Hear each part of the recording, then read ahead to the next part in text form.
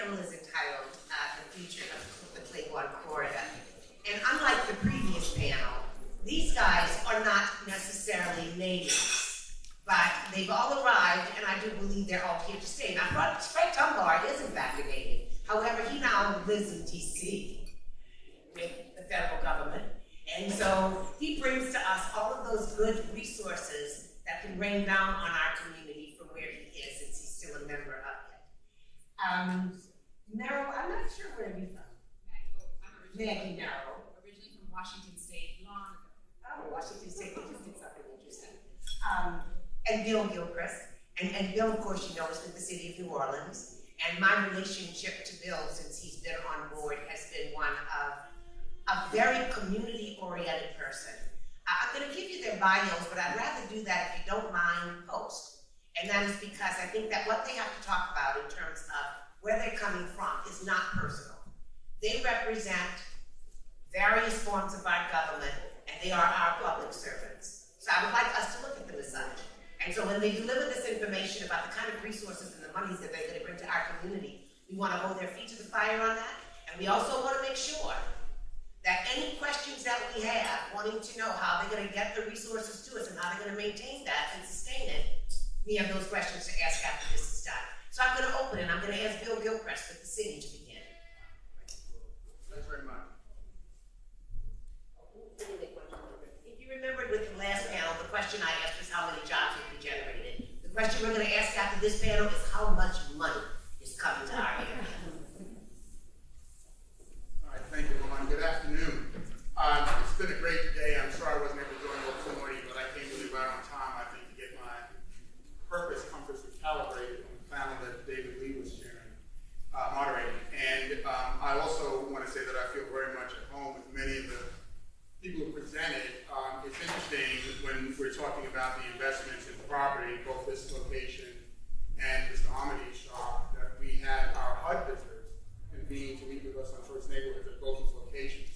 So what was mentioned before about these being great places for us to conduct community business, absolutely right, and it's so important.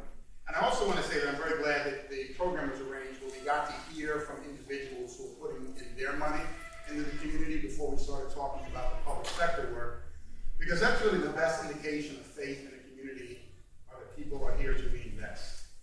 What I'm going to do is talk a little bit about the planning initiatives that we have in the city.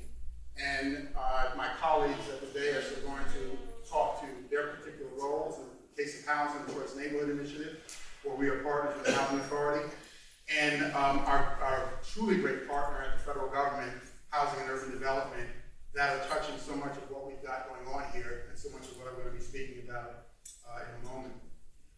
What I have up on the wall right here, you know, as architects, planners, we've got to have something graphic, have to have some maps. And yes, indeed.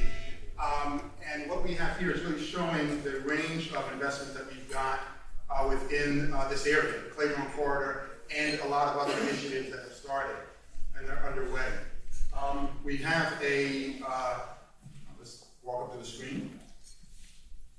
We have within this dark line the Choice Neighborhood Community, which is part of a development that is funded through HUD, a $30.5 million grant, that we're working in tandem with the Housing Authority to look at ways to reinvent and reinvigorate the Iberville community and to have a positive impact in Treme and other communities that bound the Iberville development.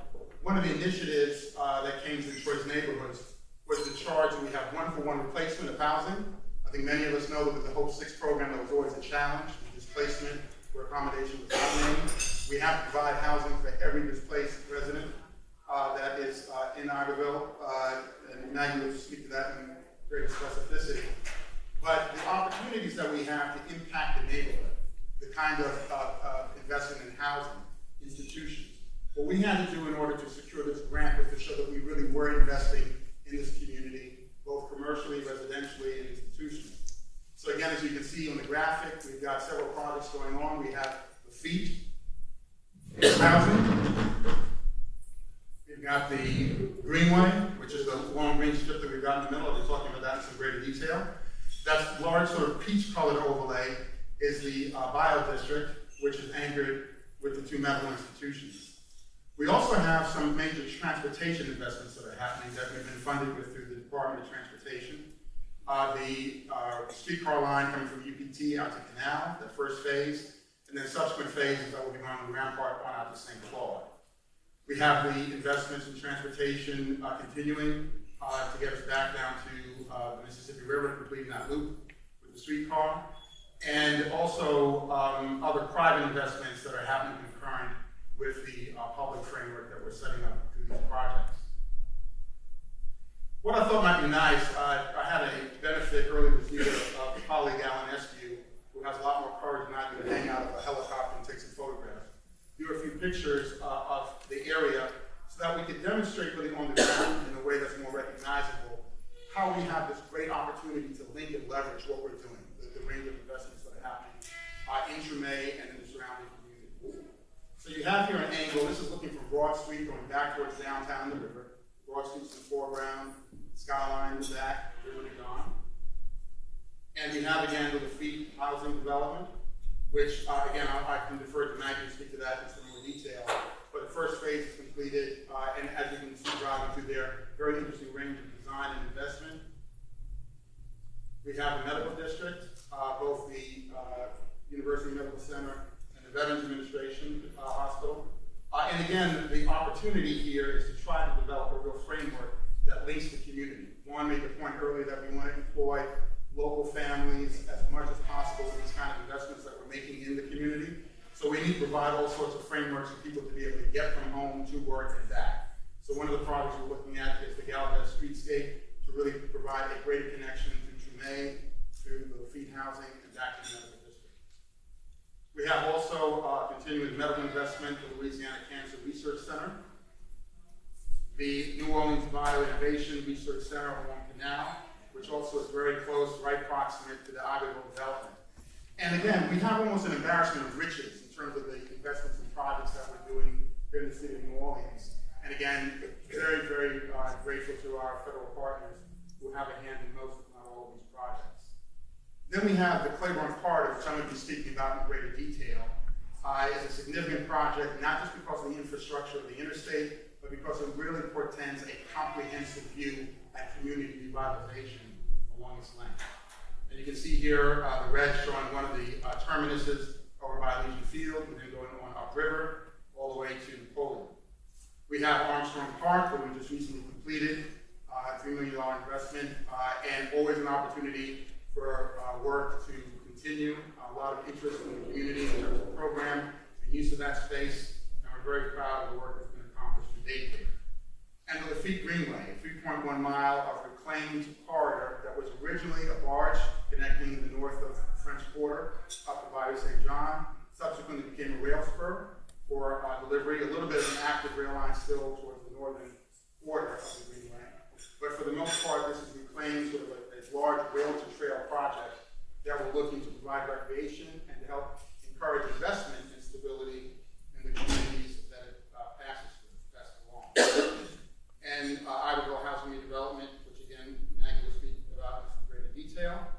Both the housing development on site and the remainder of the Choice Neighborhood investment, and Phyllis Wheatley School, which is being done by the RSD. So you see at individual levels, we have a lot of public investment that's happening within the Claiborne Corridor. And just spending a little bit of time going through the Greenway, some of the detail given the large scale of that project, which really runs perpendicular, so 90 degrees for our Claiborne effort. It runs through a series of neighborhoods, about 15, and really starts at Trailhead right outside the door, right outside the windows here of this building, off to the direction of Armstrong Park. And looking at an opportunity, as mentioned earlier, to provide both transportation, different kinds of multimodal ways, walking, biking, to get on up to 3.1 mile visitation towards the lake. At the other end, we have a narrower passage, but again, this is the way a lot of the greenways work when we reclaim them in urban spaces, and particularly along train corridors. But one of the things that's really interesting about this, I think, compared to many other urban greenways in the past, is that it does change. You have great variety along this length, both the water features and attributes that you can experience, and also the kind of programming that comes out of the engagement that the consultants have with the community. And this is the rendered version, you can see the Lafitte development off to the side, but you get a sense of the character of what the Lafitte Greenway can end up being, both in terms of its program space and also bringing tree canopy and a little more pleasant nature back to the community. So here we have what the conditions look like next to the open canal, and this would be the installation of the pathway. And then ultimately, we look for the kind of development that really encourage investment in housing and other types of businesses mixed use, and really greening the entire corridor so it works also well as a contributing feature to the ecosystems of the climate. And here we have the opportunity to restore some of the buildings that we have on site for better communal uses, community pavilion. Again, this shows the crossage by Bayou St. John. Again, the first phase where we have the path installed, and then ultimately having a build out that shows much more canopy and program use for the community.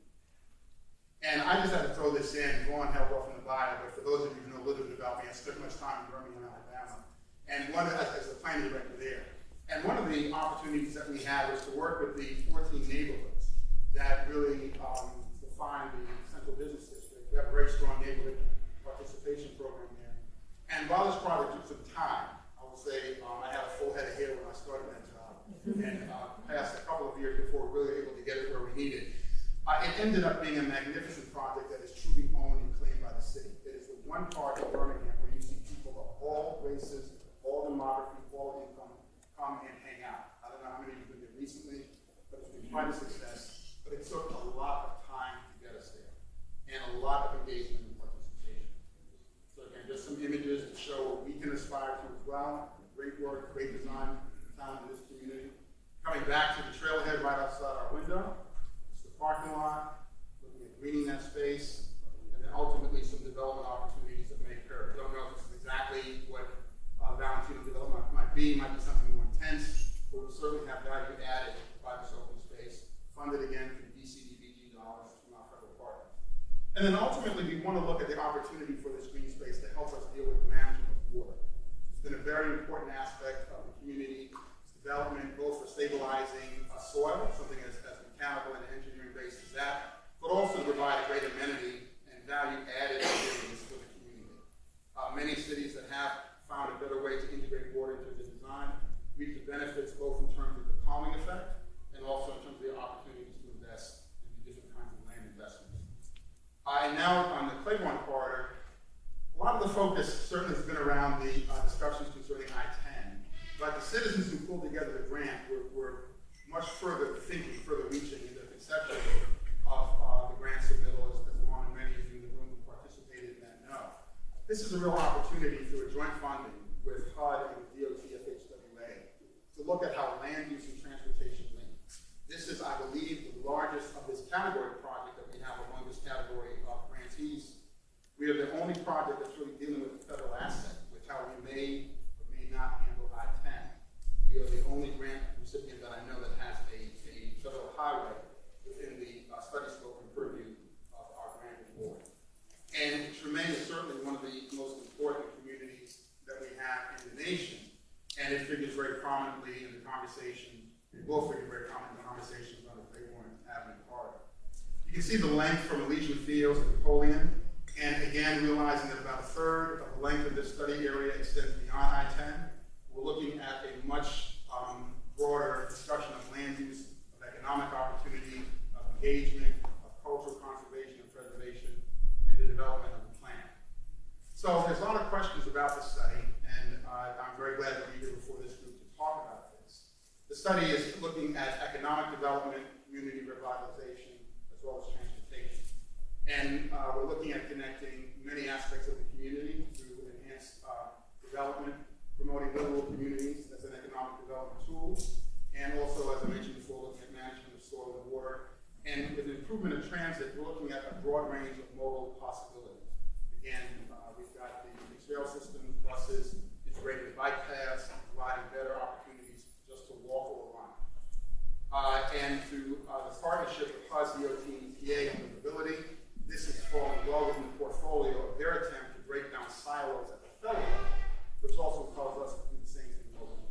To look horizontally where we can have relationships across the community and agencies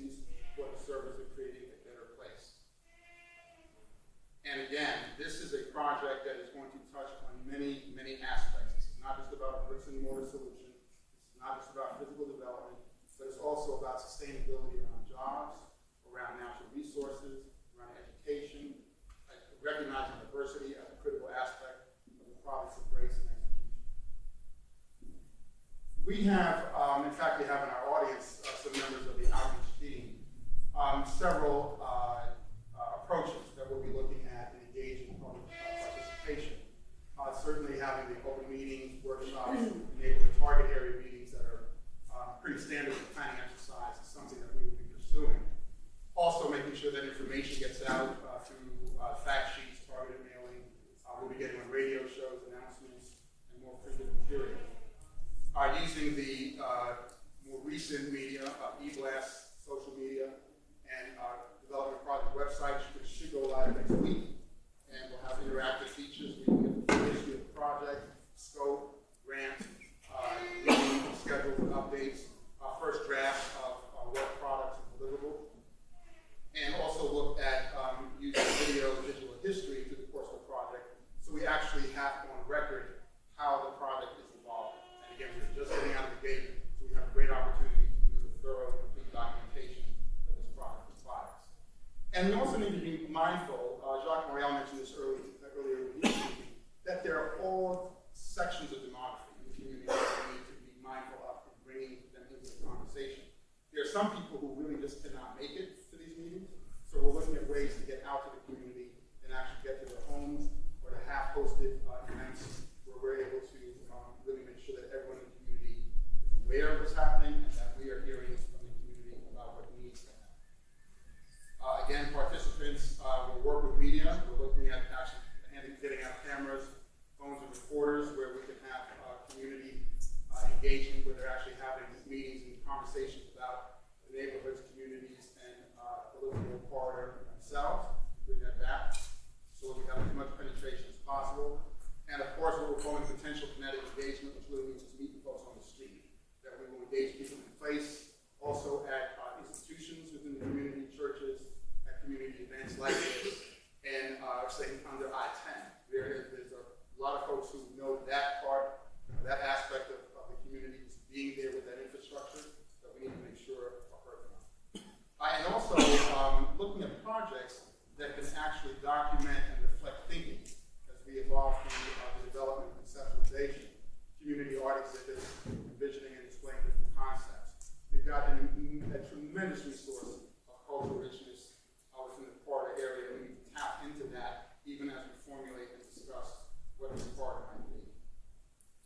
And of course, along with the outreach, there'll have to be the inventory and analysis that's done, land use, job workforce development, market analysis, sustainability. But what we want to make sure happens is that with all this research, there is ground truth. That anything that is discovered, researched, analyzed, that is brought back to the community in a way that we understand exactly what its implications are. There's plenty that goes on in neighborhoods and communities that the most analytical process is going to miss, and we need to make sure that we do not miss it here. This project is way too important. And Vaughn, I know we were supposed to wait for the quotes, so I'll wait for you to get mine. Go right ahead and give your own. All right. Thank you very much. What I had wanted to communicate from my heart on this project is that we'll know success when we have developed a process that the community will own well beyond the completion of this study, and that for generations to come, they'll be able to shape the corridor for their future and for their vision. And we certainly have to get all of our I's dotted, T's crossed, and compliant with our federal requirements. But on the ground, the success is going to be measured by how the community sees this as theirs and what they're able to do to own it and shape it in the future. Thanks.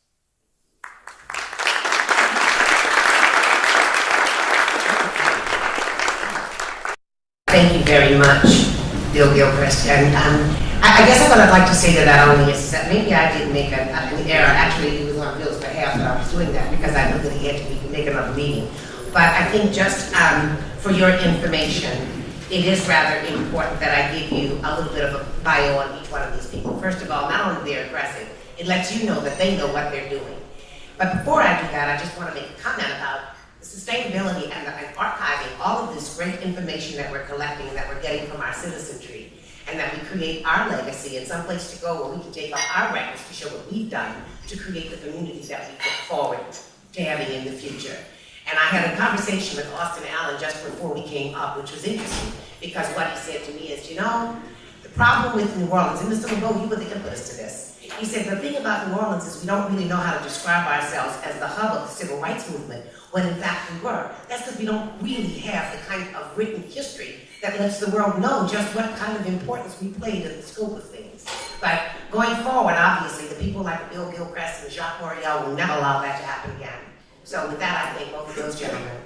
But let me just give you a little Bill's bio, and then I am Merrill. I'm going to read your, Maggie Merrill. I'm going to call her Merrill, I always do, but at any rate. Bill is Director of Place-Based Planning for the City of New Orleans. In this capacity, he is charged to work across separate agencies and programs for design development services and engage, link, and leverage resources of New Orleans communities for best outcomes. Bill's career has spanned both public and private sectors over 30 years, working with broad community constituents for investment and regeneration. His work has included community planning, land-based design, guidelines and regulations, preservation, and project delivery through its effective engagement. Bill has also engaged academic centers in design and planning as effective resources for local and regional development, just on Birmingham. As former chair of the American Institute of Architects Committee on Design Assistance, he developed plans with local communities across the U.S. He has been interviewed on urban designs and preservation on National Public Radio and PBS and the NewsHour. He was the City of Birmingham's first African-American Director of Planning and Engineering. He is the alumnus of MIT School of Architecture and Planning, where he studied under David Lee. Among his projects is the Birmingham Civil Rights Institute with the late Max Vaughn. We all know who he is. He also planned Birmingham's recently completed Railroad Reservation Park. He led and implemented the first of Birmingham's Village Creek Linear Park Master Plan and undid vestiges of 1926 race-based zoning and the city's 100-year flood plan. So he comes to us with a dearth of information and a lot of things that have been done very, very unfairly to African-American communities, so he understands that very well and he's very close to it. And from my perspective and the kind of work that I do with him, I can't thank him enough. And I talked to him at 6 o'clock this morning, I talked to him at 11 o'clock last night, so if you have any idea, both times he was in his office. With that, I'll introduce Maggie Merrill. Maggie Merrill is a senior advisor to the administrative receiver for intergovernmental and external relations at the Housing Authority. She has been there since July 2010. The goal of HANO during its recovery is to return at a minimum a standard performing public housing agency back to governance to the City of New Orleans. Maggie's role is to reestablish the relationships between HANO and its partners in the city, as well as to create opportunities for interagency collaboration and leveraging of respective resources on major projects and initiatives. With that, I'll ask Maggie to come up and she'll talk to us about much of what Bill has shown us on the map, because HUD, as well as a result, HANO, has a very integral part of all of that. CDBG funds, community block grant monies, are where we get much of our fund sources to do this work, and they are directly responsible for them.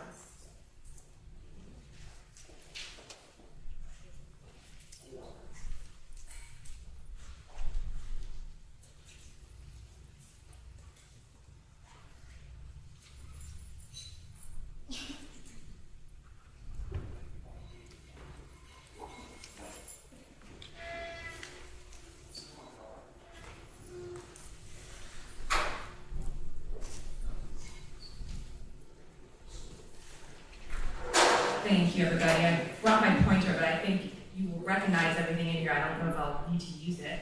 So I'm going to talk to you about the Choice Neighborhoods grant that we received last year, and what we've been doing to implement that grant.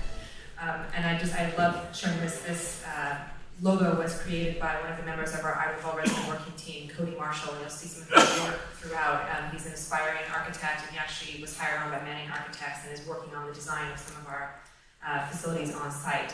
And he's a wonderful artist.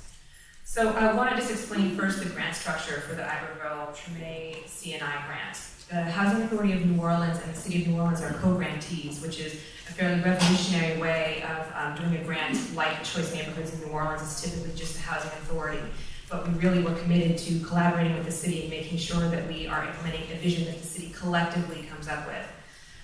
Our housing implementation entity is the development team called Iberville Revitalization Company that is the McCormick Baron Salazar and HRI properties. They are also the people and neighborhood implementation entities, but people is going to be done through Urban Strategies, which is already working at Iberville. They're working at Harmony Oaks. They have extensive experience in New Orleans and at BW Cooper as well.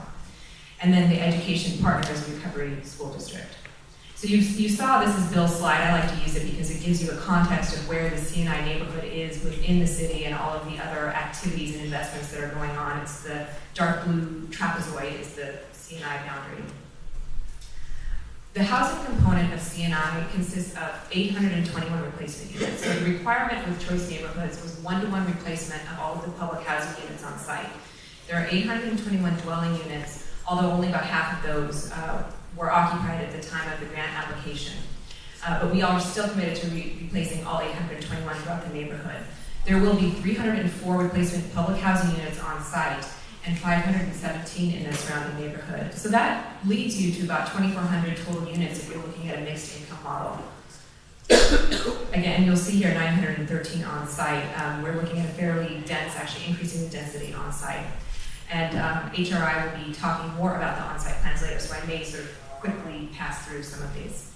So this is an aerial shot of Iberville that I like to use because it, first of all, just shows that I think the sort of beauty and symmetry of the site, but it shows its proximity to the rest of the neighborhood and how it really is embedded within the neighborhood. But you also see that there are opportunities for additional development in the neighborhood, and we'll talk about those in a minute.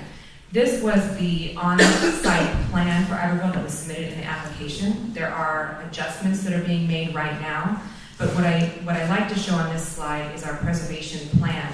If you can tell that there are 22. There was a plan for 22 historic buildings to be kept on site, and they basically run down Murray Street and down Bienville Street. And so,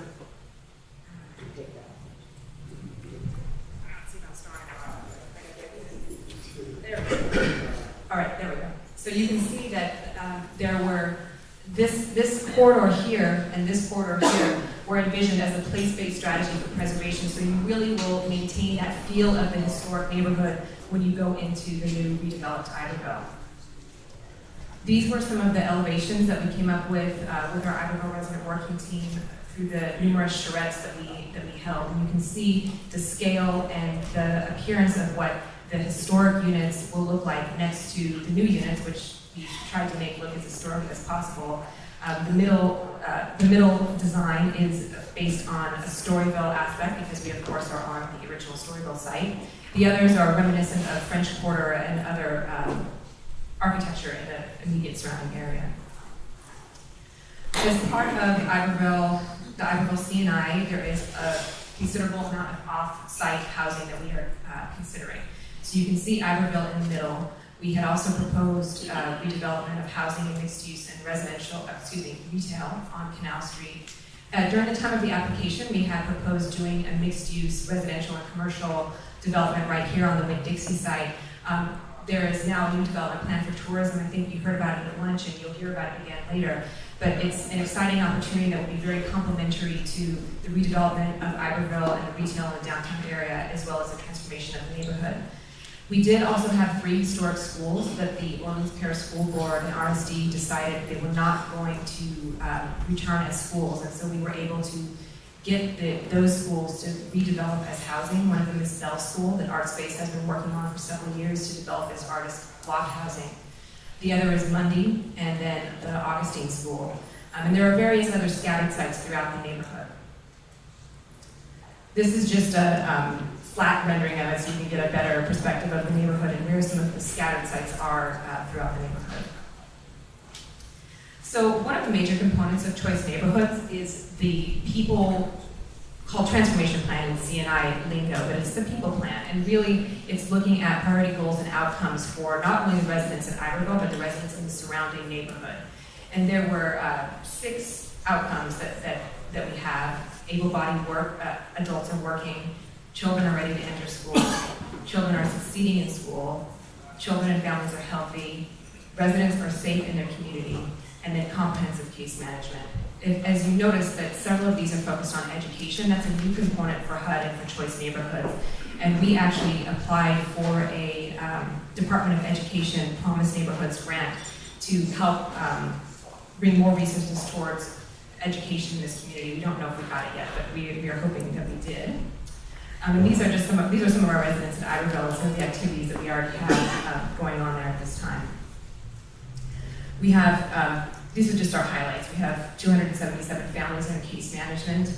We've already completed a construction training class, and those, the folks that went through the construction training class were being prepped for the Texaco offsite housing project that is going to start pretty soon. We completed parent and financial education classes, customer service training. We've done after-school and summer enrichment activities. We just hired an education director whose job is to help coordinate educational activities within the neighborhood. We have a full workforce program that includes adult literacy, GED, job readiness, and job placement. We secured 72 early and regular Head Start slots. We're looking for a location now to put those, to have those slots. And then we have a partnership with resident leadership just recently focused on voter registration and health initiatives. The neighborhood component of this plan is, again, a new component for HUD. It's looking at beyond just the housing and the case management and looking at really transforming a neighborhood. We have 3 main activities for neighborhood, but as Bill pointed out, there are so many other development opportunities going on in this neighborhood that we're really able to leverage those. So we're not directly in charge of, for instance, the Claiborne Corridor study or the Feet Greenway, but those, we're able to leverage those in our application, and they really will contribute to our transformation. So the first goal was to invest in Iberville Treme as a neighborhood of choice. Those are making smart investments in public amenities, trying to reuse vacant properties, which there are a lot of in this neighborhood, greenways and parks, increasing property values, and focusing on LEED and D. We also want to expand access to basic amenities and increase quality retail. As we were going through the planning process, this was something that our residents felt very strongly about and kept coming back to, is the need for instance, grocery stores in this neighborhood or other retail and amenities in this neighborhood. And we'll do that through putting it into our mixed-use properties, as well as working with developers to create grocery stores and farmer markets and large-scale retail. And then the last was to enhance the cultural prominence of Iberville Treme, and the way that we plan on doing that is that part of the grant was we put aside about $1.5 million that would be for neighborhood challenge grants. We have not designed that program yet, but they will focus on economic development, especially in the cultural fields. So Bill went over this, so I'm going to just quickly gloss through these investments that are already going on in the neighborhood. This is a busy slide, but I like to show it because you really get a sense of Iberville really in the heart of all of this amazing activity that's going on, as well as amazing historical and cultural assets that are already here in this neighborhood.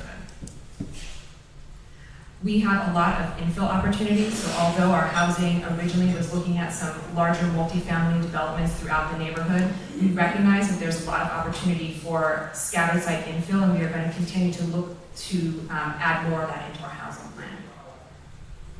And this is the Little Feet Greenway that you saw in Bill's presentation. And again, this is one of Bill's beautiful slides. So what's up with this? What's going on?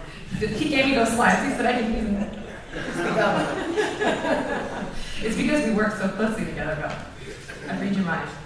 We have, at the very beginning of this process, we created the Iberville Resident Working Team. They were actually elected by residents on site to represent them throughout this redevelopment process. And this is the team actually here at one of those charrettes.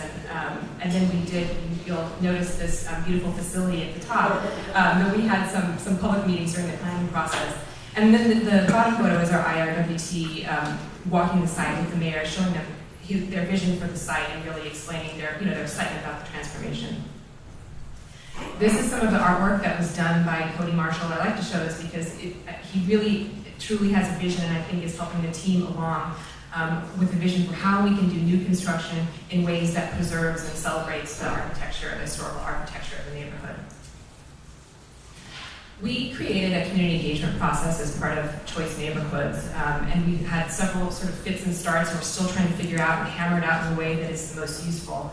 But what we did at the very beginning was we hired a community engagement team that's made up of 3 members. Clifton James, LLC, who's a community-based planner, has a lot of experience with community-based planning, especially surrounding the I-10 corridor and specifically the elevated expressway.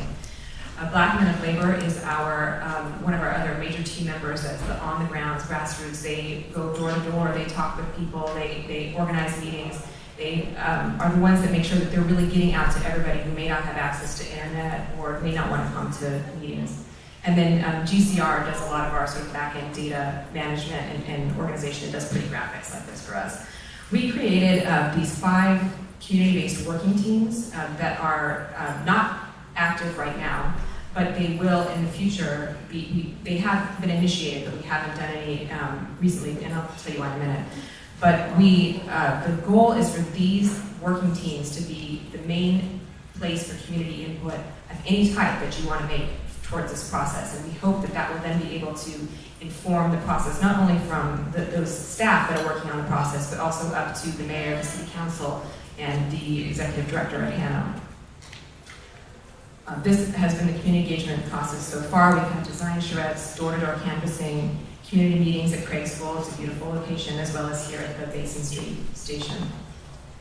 And then I'd just like to always end with this, because I think it's a beautiful picture, again, of Iberville and the downtown. You get a real sense of its connection to the rest of the neighborhood, as well as, hey, there's the Claiborne Corridor right there. And so I did say that we haven't been doing these community engagement meetings right now. We are currently undergoing the Section 106 historic review on site at Iberville. And so basically until we get approval to move forward, a lot of our momentum has stopped. So you guys may have, a lot of people probably came to some of our previous community meetings and you haven't been hearing anything lately. And so I just want people to know that it's not that stuff is going on and you don't know about it, it's that stuff's not going on. So just so you know. So that's it. Okay.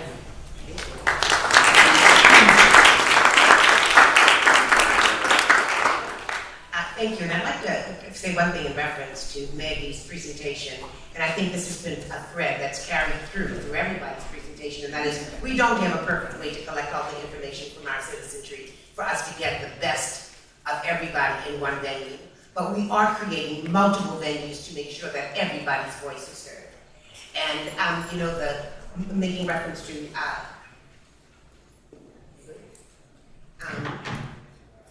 what's going on the Claiborne Corridor. You know, the Claiborne Corridor is a spine between 3 separate parishes. And so what it can do for our community in terms of bringing people in and out of it, has just, it's amazing what we can expect from it. I mean, just consider that Inspire is bringing people in from all of the communities to do the kinds of stuff that Glenn Amity talked about.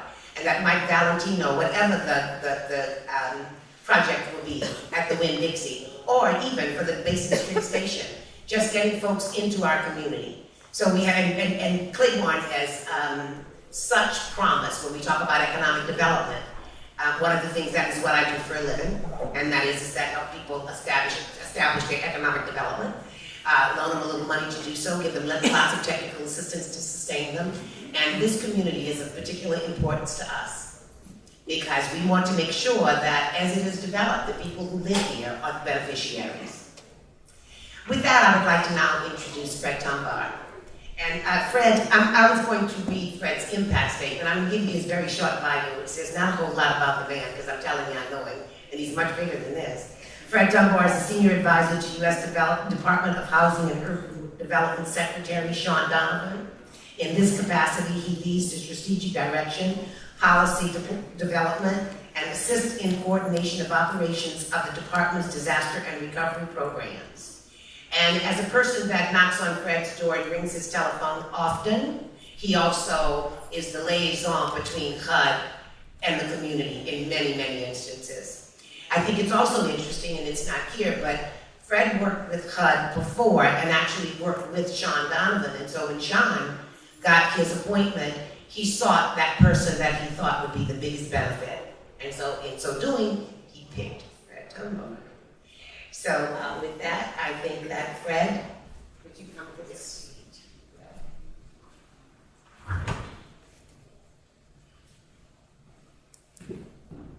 And I would like you to read your own impact statement. I think it was so critical. I had it right.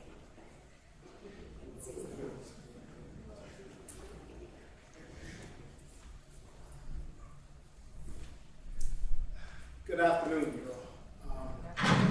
It's a real treat to be here. I want to thank a good friend, Mark Barnes. We go back to elementary school together, and he introduced me to Scott, and Scott connected with me months ago about this event, and at the time there was nothing on my schedule that conflicted, and it's just been a change in the world since then, I should say.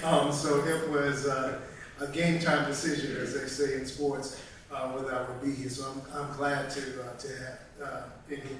So Vaughn asked to put an impact statement. I can't even remember what the question was, but I know I responded really quickly. I was trying to check some things off my list. And I said here, I grew up in New Orleans during the time Hanover first started using vouchers to move families out of Desire and other housing projects. What I saw was a misalignment of people with basic needs. I asked myself why and how it could be done better and differently. I've dedicated my life's work to answering these questions. Having the opportunity to do it in the service of this president and on behalf of my native city is a true honor. I am a native New Orleanian. I'm proud of that, and I'm proud as well to serve in this administration and serve with Richard Donovan, someone I've known for nearly 20 years. We go back to graduate school together and work together during the Clinton administration. And yeah, on the day he was confirmed by the Senate, he called and asked me to come and work with him. His first trip as a HUD secretary was actually to New Orleans.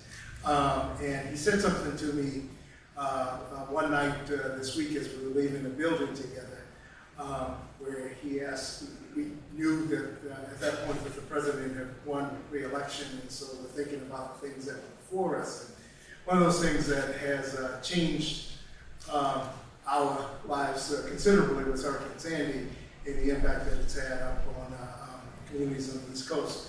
He said, this journey began with your hometown. I want you to finish it with me in my hometown. He's a New Yorker. So I've had some soul searching, praying to do about that commitment. It is tremendous, but I will tell you that I have been in several high-level meetings over the past couple of weeks at HUD and in the city of New York and at the White House even, and there is not a conversation that I've been in where either Hurricane Katrina or New Orleans isn't mentioned in some way. And so know that the federal government, what we did here was probably at times inartful, didn't quite make sense, but it has been instructive in ways that you all will never know for the federal government in terms of learning how we as a federal government need to partner with communities, partner with local and state governments in helping to do that thing which the federal government is, in my mind, set up to do, and that is to help communities when they're in their moment of greatest need and respond to that need in a substantial way. So one of the ways that we respond is through providing funds. And Vaughn asked a question earlier. She said, you all should ask how much money we brought to these communities. Well, my presentation was mostly about money, but I want to tell you more than just the money before I start flipping to the money, to tell you a little bit about the level of commitment to New Orleans and the Gulf Coast region, but in particular to Treme, as we're talking about Treme here today. When Mayor Landrieu was elected, the secretary said, we ought to find some way to engage around the work that we've been doing and making sure that the vision that he has is successful, that it's going to be an important partnership to finish up some of the work that we've been doing. And so there was what I know from my time at HUD and in the federal government. I just finished celebrating 10 years of service in the government altogether. It was broken up, but 10 years in service altogether. What was an unprecedented level of commitment and connection. I think less than 2 or 3 weeks into the transition period and the planning for the Landrieu administration, before he was even sworn in as mayor. There were a number of federal senior level folks who came down to engage with the transition team. In fact, we were initially slated to do it in this very room, but this room, believe it or not, was insufficient to hold all of the people who were invited to do the engagement that we did. So we had to move to a different facility. We had represented people at senior levels, cabinet secretaries and deputy secretaries or assistant secretaries from at least 6 different agencies. We had folks from a number of agencies within the White House structure itself, including the Office of Management and Budget, so people who manage the money, figuring out how we can engage. That happened, as I said, less than a month into the time that the transition was going on. And one of the things that we were talking about, and I actually facilitated these discussions for about half of the day, was the mayor's place-based strategy. He campaigned on taking a place-based approach to the redevelopment of the city. And we said to him, you gotta narrow it down. You gotta give us your priorities, locations, and we can talk about that. We can really focus on what we can do and have an impact, and how we can have an impact. And Treme was one of the 3 that we limited the discussion, I think, to 3 particular neighborhoods. And Treme was the first of all 3, but one of the 3 that we actually talked about. So there is that unprecedented level of engagement, and beyond that, actually, to the city more broadly, there is an unprecedented level of engagement, and that President Obama, in his domestic policy agenda, created an effort called Strong Cities, Strong Communities, looking at cities that were challenged in some ways, but were burgeoning with potential, and wanting to change the way that we as a federal government engage to the extent of actually sending teams of federal employees who would be engaged as staff members working directly with the mayors of those cities. There were only a half dozen cities chosen in this first iteration of Strong Cities, Strong Communities, and New Orleans is and has been one of those cities, and just actually made a commitment to continue the level of commitment and work there. So we are committed in a major way to what is going on in the city, in this region, but certainly in this neighborhood. And you'll see it, the way they say, the proof is in the pudding. And, so the money, let's talk a little bit about it. There is, we can break the money into, I think, 3 different tranches that make sense. And we'll talk first about what's going on in housing. In total, if you add the numbers up, roughly it's about $372 million in housing investment in and around the Treme neighborhood. $372 million in total in housing, in investment in and around the Treme neighborhood. $130 million of that is in housing.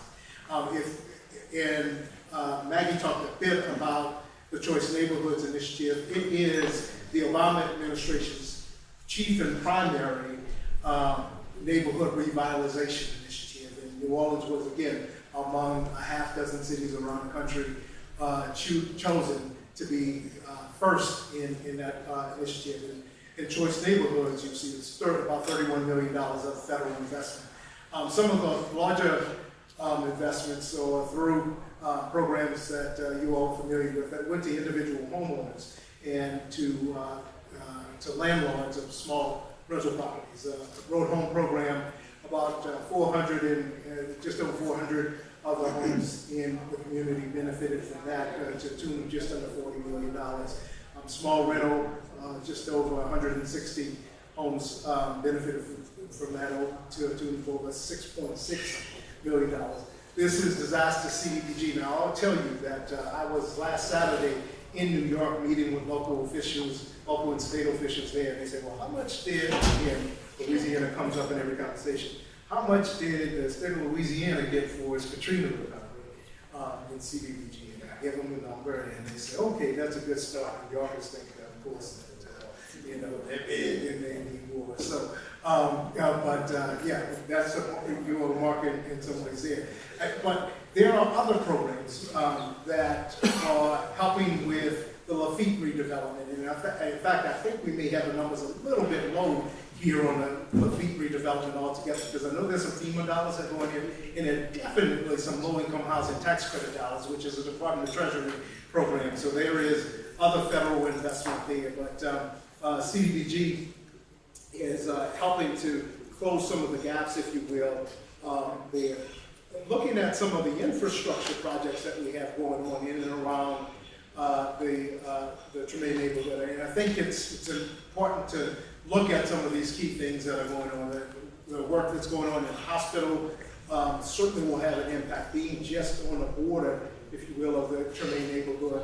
In fact, when we brought the Strong City, Strong Communities evaluation team here, we had lunch at Dickie Chase's and walked all the way over to the hospital just to, the mayor wanted to show just how close that was in proximity for the federal officials who weren't familiar with this area to show the connection and impact that was potentially there. And so you see in the municipal auditorium just over to the right, the Lafitte Greenway that Bill talked a bit about, Armstrong Park, the Treme Community Center, a number of other things. In total, we have just short of $143 million in federal investment in infrastructure here in this community. And then finally, turning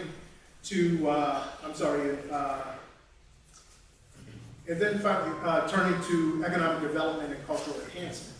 Now, the bio district, I talked a bit about some of the work that we have going on there, but one of the things that the secretary got most excited about, I think it was his second trip here right now, this is Earl Randall, who is headquarters employee of HUD and works on our community development block grant. I called him the $13 billion man because he's responsible for all $13 billion of Louisiana's money, making sure it gets spent properly.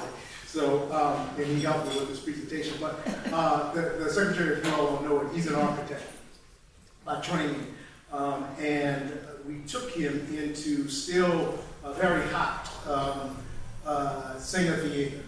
And those of you who've been in that facility know that it's just an incredibly beautiful building with all of the work that, the craftsmanship that's going into it. So he was waxing poetic about it and walking through this building that had no air conditioning. I think you could still smell some of the mold and mildew, and wouldn't let us out of it. We were in there for about 40 minutes and everyone came out sweating through their shirts and through their clothes. But it's a part of a larger effort called the Broadway of the South, taking some of the nearby theaters, the Joy, the Sanger, even the Carver, which is out near Dickie Chase's.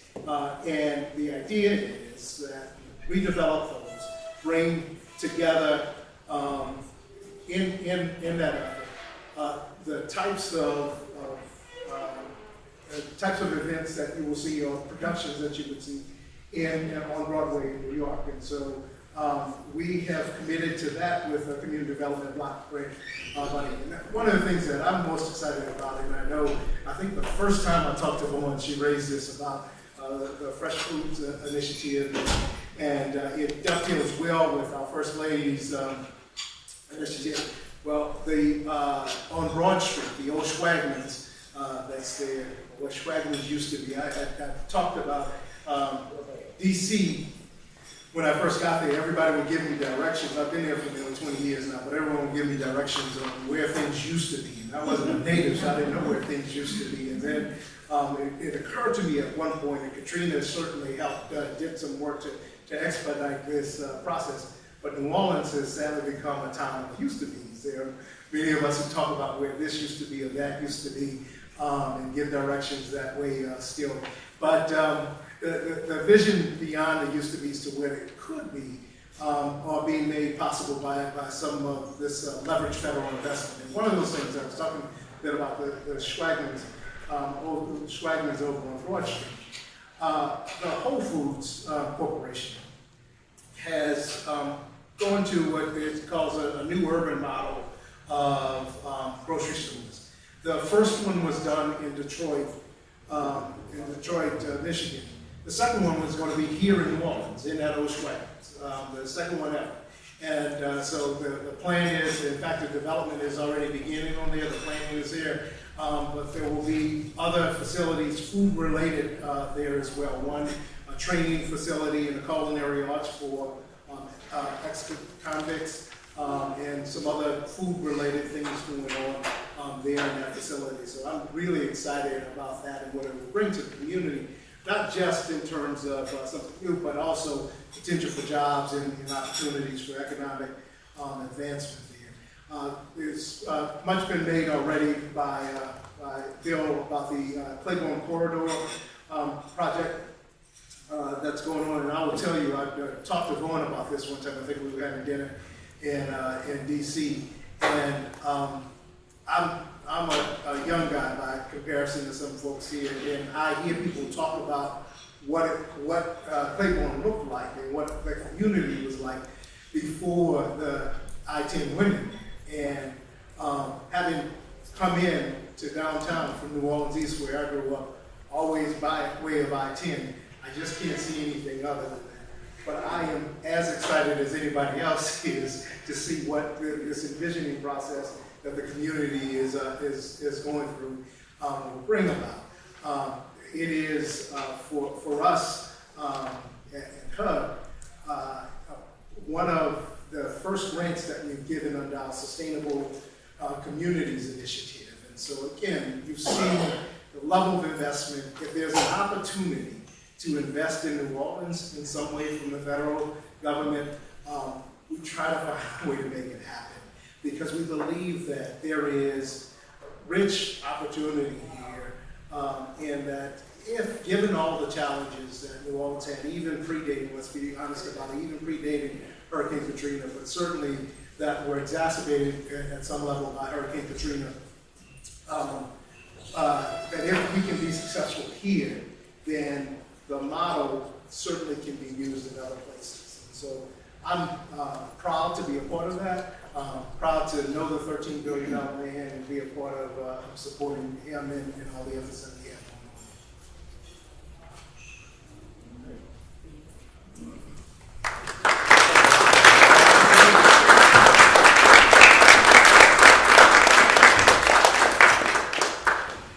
I guess I would like to just comment in regards to Fred's presentation, and that is that he's been a steward. I've known him only since post-hurricane, and he's just been right in our corner. But even before he came in at HUD, let me say this to you, that HUD absolutely stepped up to the plate as far as economic development for small businesses were concerned in Louisiana.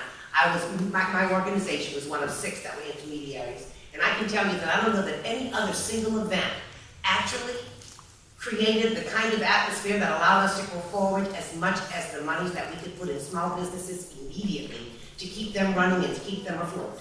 And so these small businesses, depending on size, got a certain amount of money that they didn't have to give me any money for 6 months. And then when they did, they paid back only the principal. And there were grants that preceded that money. So the federal government in that instance, though FEMA failed miserably, HUD absolutely stepped up to the plate even then. And so I would say in all of my experiences with them thus far, I wanted to do some things differently. He knows that very well, but has been all very positive. And there's certainly somebody on the other end of the phone. I want to comment on the Carver Theater, and that is because I think that most of us know, but many, many of us don't. And this is another part of where we were in the civil rights history. And that is the Carver Theater was the first African-American only theater in the country. I find that to be almost ironic. Now, I don't necessarily buy into we can rebuild the master's house without using the master's tools, so I'm not assuming that that's what we wanted. But what I am saying is that there was a lot of power behind making something like that happen, okay? They didn't even let a white security guard in. That was interesting. So, having said that, what I would like to do now is open the floor for questions. We don't have a lot of time, so if somebody has a burning question, I'm asking you to please ask.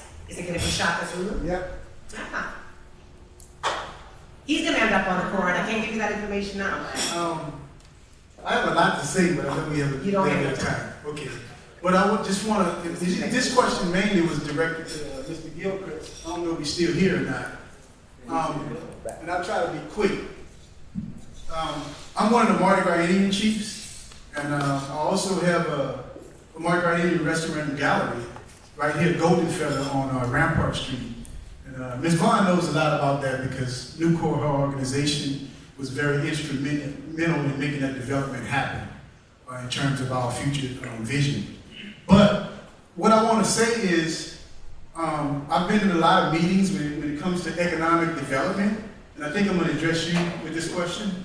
I don't know much about economic development, but what I do know is it's a tedious process between, in this case, the federal government meeting with the city on certain things. And what I learned as a Moderator Indian, and I happen to be in Yellow Pocahontas, which is the old Tootie Montana tribe, in which his uncle started the tradition a couple hundred years ago. And we deal with oral traditions, meaning that we don't write history down. And that's for a reason. But the danger in that is if you don't write anything down, usually people write it for you, and not all the time is accurate. Because I haven't written a book on the Moderator Indians that was accurate on what it is that we do as a culture. But what I want to say is, in terms of development,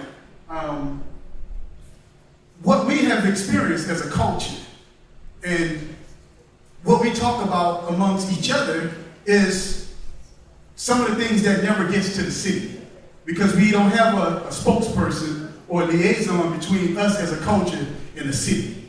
But what's missing in that process in meeting with the city and its culture, meaning that the city sells the culture, but it never speaks to the cultural bearers or bring them to the table in terms of the process of economic development. Right. And what we have been experiencing, and we talk about this amongst each other, but I'm going to tell you today, every time there's development or economic development in an area, and in this case we're talking about the Claiborne Corridor, a lot of times what used to go on in those areas culturally, eventually we're not able to do that anymore because of the city permitting process. And what we have experienced on many occasions is we parade down Claiborne Street every year for the last, I don't know how many years. And Tootie talked about this a lot. But as an area change, the reason that cultural bearers are opposed to it is because all of a sudden, what we used to do on that street, we can't do it anymore, or we need a permit to do this all of a sudden. And a lot of times we can't afford that permitting process. So my question to you is, as this corridor is developed, do you see that being an issue? And I don't know if this is your area with the city of once all this development happens, are we going to be able to do some of the same cultural things down that street that we used to do before the development happened? Got it. And I will say from an administrative perspective, it's not my area in terms of issuing permits, but I think from looking at this as a plan, you're raising a very critical point, not just on the cultural aspect, but on the whole equity question, what we're able to do as stakeholders of the area now, and what we're going to be able to do at the end of the plan. So my sense would be that, particularly as cultural stakeholders, you do what you do, and we need to see through the plans with recommendations that we put the steps in measure to ensure that. But that's a dialogue that we're going to have with several more times with other people besides me. I will not be the last word on that, but it is definitely something that we've got to track and take account of in the process. It's not just about what your activity is. It's a perfect example, though, of many different kind of activities that now are thriving, and we might, sort of plan ourselves out of something that's already good, and we need to be very mindful not to do that. So we have to catch it. Because for instance, even the Claiborne Street Bridge, a lot of people don't know this, but Jerome Smith and all them, Super Sunday was really a protest to that bridge that came down Claiborne Street that made all of the cars go over those African American businesses. So even culturally, as something that the city has been a great part of in terms of selling it to tourists, that's something that came out of resistance, and a lot of times people don't really know that process. So we have a lot of things that we talk about amongst ourselves, but feel like we don't really have any power in terms of, because I talked to, Darryl Montana, he's one of the chiefs in Yellow Pocahontas, and I'm also a chief. And one of the things he always says is, Shaka, don't even say that because they're not going to hear what we're saying anyway. So I just would really hope that some of the planning, we are at least involved in making sure that some of the things that we used to do culturally, we still able to do. Thank you. Appreciate a lot of folks. And thank you very much, Shaka. And just let me say to you that, no, Bill's not the person. Scott Hutchinson, if you want his email, I'll give it to you. He's going to do it for a minute. Well, engineering. Well, we need to make sure this planning process respects that. Right, and Scott's a great guy. I had lunch with him, and I had the same conversation with him at the end of last week, and he really is fighting very hard to make all of that happen. Yes. But with that, I will say thank you to our panel, and thank you very much to our